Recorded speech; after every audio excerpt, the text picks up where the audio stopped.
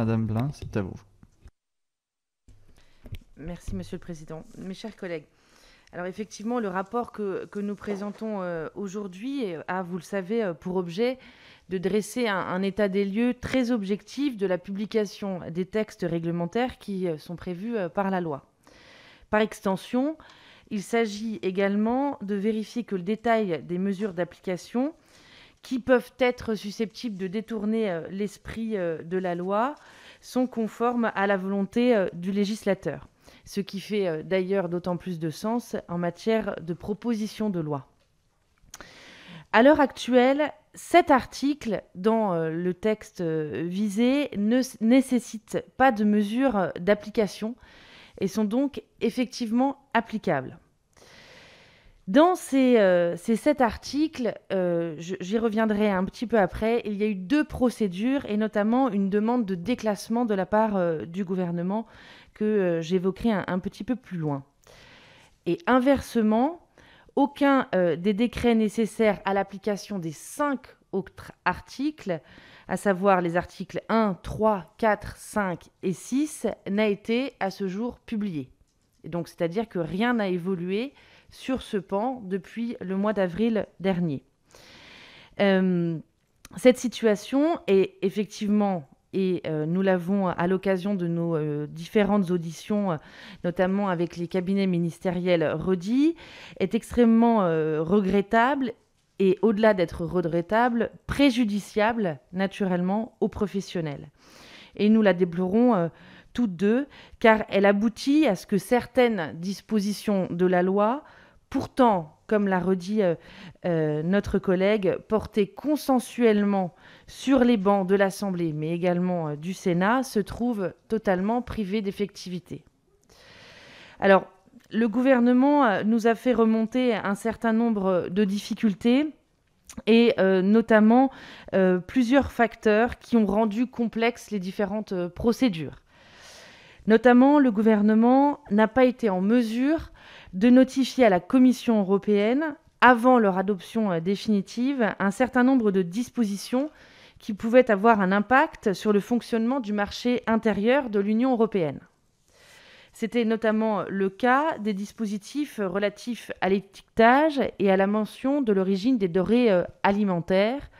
en application du règlement dit INCO, qui concerne l'information du consommateur sur les denrées alimentaires. La navette parlementaire a notamment fait évoluer les articles jusqu'à la promulgation de la loi, et le gouvernement n'a pas pu mener à son terme la procédure de notification des dispositifs,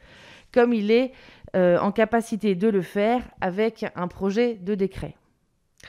Alors, au printemps dernier, le gouvernement nous avait indiqué qu'il avait l'intention de saisir le Conseil constitutionnel pour une demande de délégalisation d'un certain nombre d'articles, ce que j'évoquais tout à l'heure, en application de l'article 37, alinéa 2 de notre Constitution, au motif que ces dispositions relevaient en réalité non pas d'une loi, mais d'un règlement. Et donc, ce que nous avait indiqué le gouvernement, c'est que une fois que ces articles de la loi auraient été délégalisés, ils auraient été repris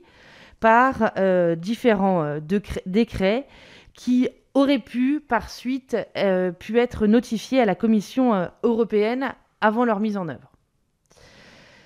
Simplement, ce qu'il s'est passé, c'est la seule évolution, si l'on peut dire, depuis notre précédente intervention devant vous. Le Conseil constitutionnel a rendu une décision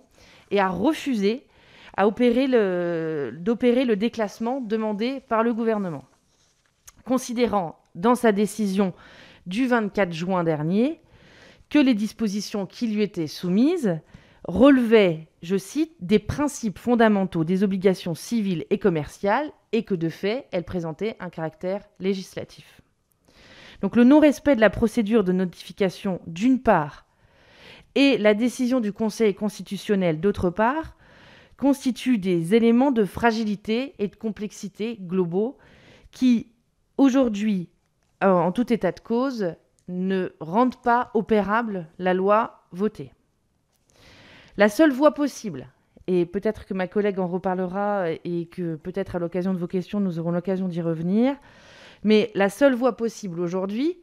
c'est de trouver un nouveau vecteur législatif pour introduire les dispositions qui abrogent ou modifient les articles votés en 2020, donc dans la loi qui a été précédemment votée, et de relancer l'ensemble du processus, et notamment la procédure de notification à la Commission européenne, dans les délais, en bonne et due forme, sur la base de nouveaux textes promulgués ou publiés.